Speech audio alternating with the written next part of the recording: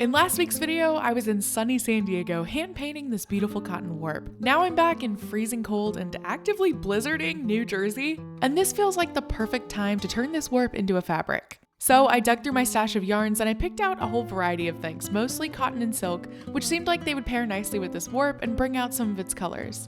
I wound these yarns onto bobbins and then I started weaving.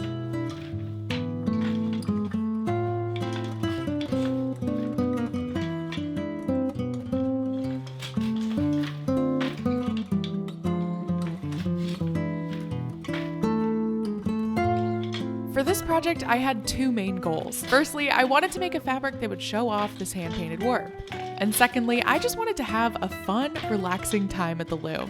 I really didn't want to try to overthink this project or to do anything super duper technical. I just felt like throwing the shuttle and enjoying the slow process of creating cloth thread by thread. For that reason, I thought it might also be fun to show you some of my weaving process in real time. And hopefully this video can offer a safe, soothing place to rest your mind for a little bit.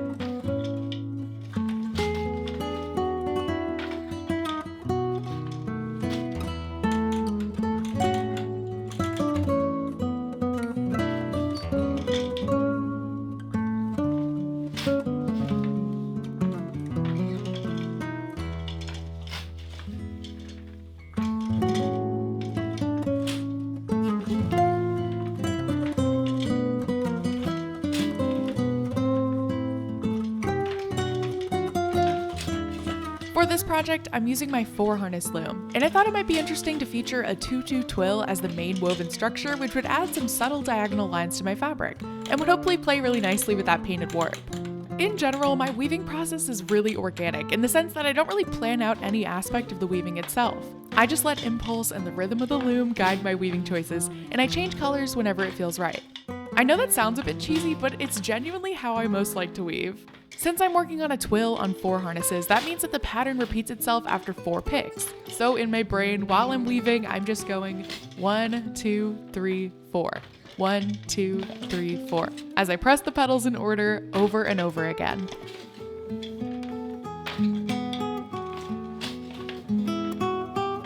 I usually did this a few times and then would decide that it's time for a color change. And I usually changed the color on the count of 1 so that my stripes were even. Would anyone actually ever notice this as like a feature of my fabric? Probably not, but that's just what felt right to me in the moment as I was at the loom counting in my head.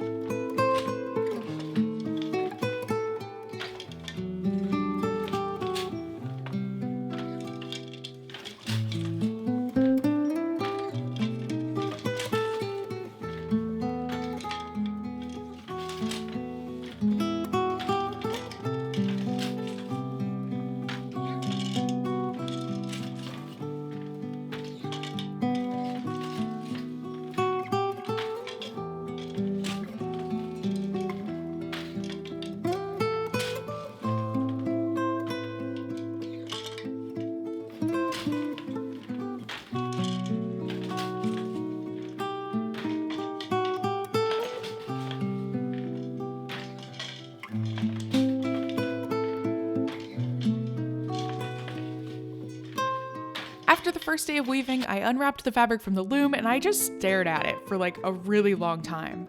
I liked it, but I didn't love it, and I think that a part of this was because I'm honestly not someone who's super drawn to white as a color, and I felt like there was a lot of it in this fabric so far. So for day 2 of weaving, I focused more on the color purple, and I wove much longer lengths of this color so that the subtle color changes of the painted warp would really pop. I don't usually weave with large chunks of solid color in my fabrics. Sometimes when there's just too much of a single color, I get really bored and I feel the itch to start adding stuff. But in the case of this fabric, I think the big blocks of purple looked really good. So I had to kind of fight the urge to add things for the sake of this design. But of course, I did still sneak in a few stripes here and there.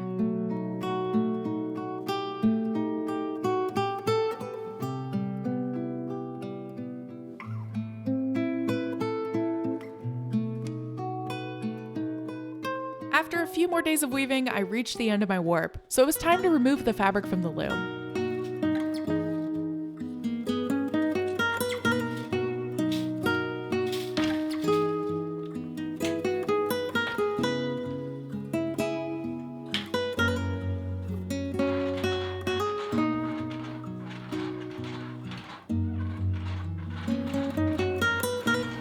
I then tied up the fringe with a really simple overhand knot, and then I twisted and trimmed them to make them really nice and pretty. To make sure that this fabric was totally free of any excess dye, I ended up washing it in the washing machine on a delicate cycle and then hung it up to dry. This was the fabric when it was still wet and really sad looking. And here's it the next day when it was dry. It's amazing how it totally just comes to life after washing.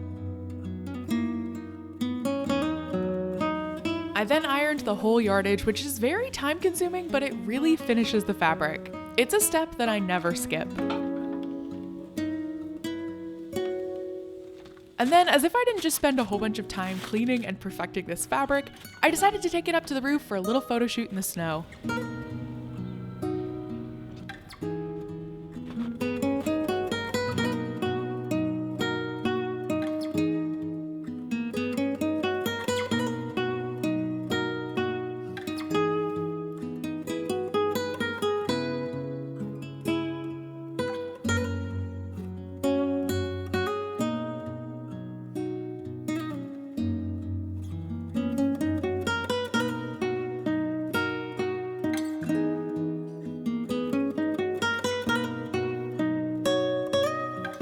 Back inside, I had to let the fabric dry again, but then it was time to transform it. I ended up with a little bit less than 4 yards of fabric, which is just enough to make a really simple garment. I decided on a design that you've seen me make on this channel a few times before, which I love because it's so simple and so wonderful for highlighting a weaving. I've heard people refer to it as a jacket, cardigan, kimono, shrug. I'm not really sure what to call it. But this really simple rectangular construction appears in traditional garments all over the world.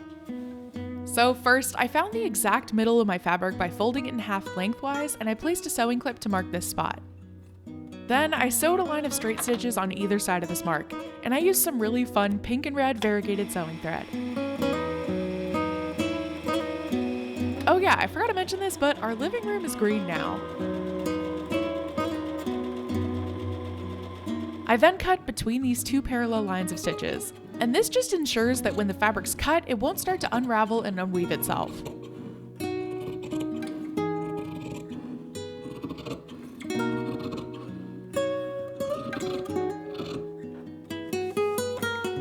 I then laid out the fabrics on the floor side by side with the fringes together on the same side. And then I found the middle of one of these pieces by folding the fabric in half and placing a clip.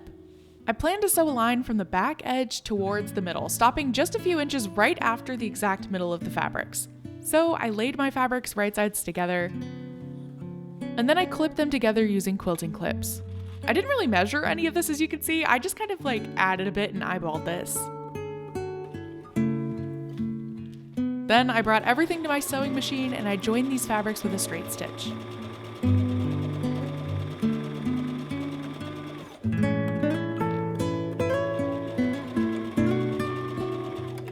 I then ironed the seam to make it open and nice and flat. While I was already at the ironing board, I also finished the cut edges of my fabric with a double folded hem. I then took everything over to my machine and I sewed down that double folded hem, and this would give the back of my jacket a really nice clean finish. Next, I brought all of my fabric back to the floor and I folded this whole assemblage in half so that the hemmed edge and the fringed edges matched up. And now it's time to make the armholes and the sides of this jacket. I started by measuring 12 inches down from the folded edge to make the armhole, and I clipped the edges of the fabric together to secure the sides. I then repeated this for the other side. Then the last thing to do was to stitch these seams.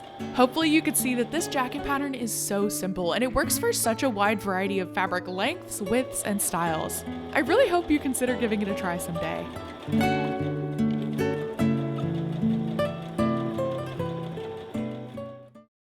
And here's how my finished handwoven jacket turned out.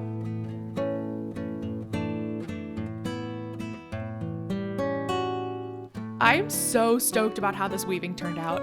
I think the painted warp is definitely the star, and I just can't wait to keep exploring dyeing and painting and doing things like this in the future because it's just so much fun.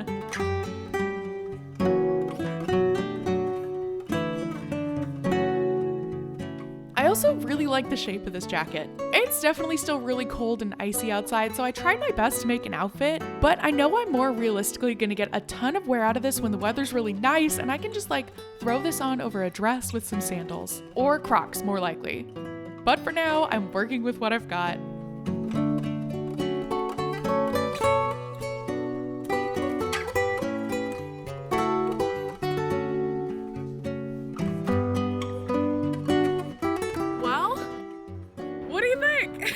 Thank you so much for joining me on this textile adventure. I hope you had a fun time. If you want to stick around and see more of what I'm up to in the world of fiber and textiles, definitely hit that subscribe button, and hopefully I'll see you in my next video. Bye!